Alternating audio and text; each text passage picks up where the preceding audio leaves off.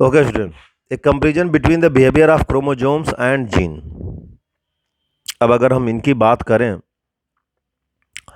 तो जो क्रोमोसोम्स देखो ए और बी, ये आपका डिफरेंस है। हम लोग एक तरीके से कंपैरिजन पढ़ने जा रहे हैं जीन और उसके बीच में। तो अकर इन पेयर क्रोमोसोम्स हुआ या जीन हुआ, दोनों क्या होते हैं? पेयर में ही होते हैं। Segregate at the gamete formation only one of each pair is transmitted to gamete. One pair segregate independently to another pair. Segregate at the time of gamete formation such that only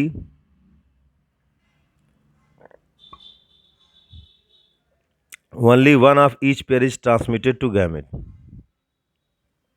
Independent pair segregate independently of each other. So can you tell which of these column A and B represent the chromosomes and which represent the gene? How do you decided? So during the anaphase meiosis first, the two chromosomes pair can align at a metaphase plate independent to each other. Figure 5.9 आप देखो, figure 5.9 में ये आपका दिया myiasis first में to chromosomes pair can align at the metaphase plate independently to each other. And to understand this, the compare the chromosomes of four different color, left and right column. In left column, possibility 1, orange and green segregate together. Orange and green segregate together. But in the right hand column B, orange chromosome segregate with red chromosome. One long orange and short green chromosomes and long yellow and short red chromosomes, ये है आपका। और इस side में आप देखो long yellow and short green chromosomes, ये same pole में। तो Sutton Boveri argue that the pairing and separation of pair of chromosomes would lead to the segregation of a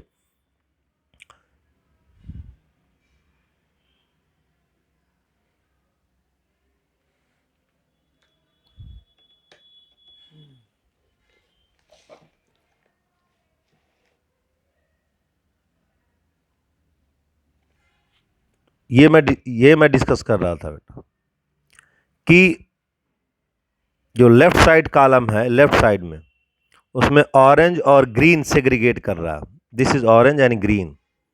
और जो राइट साइड कॉलम है उसमें ऑरेंज और red segregate कर रहा है, येलो के साथ ग्रीन है और यहाँ येलो के साथ क्या है? रेड है।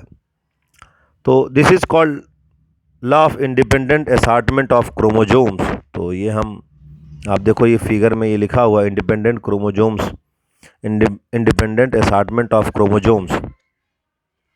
तो अगर हम इसकी बात करें तो Sutton Boveri argue that pairing and separation of pair of chromosomes would lead to the segregation of a pair of factor they carried. Pairing and separation of pair of chromosome, जो pairing हो रही है, नए pair का formation हो रहा है, and separation of chromosomes, separation of pair of chromosome would lead to the segregation of pair of factor.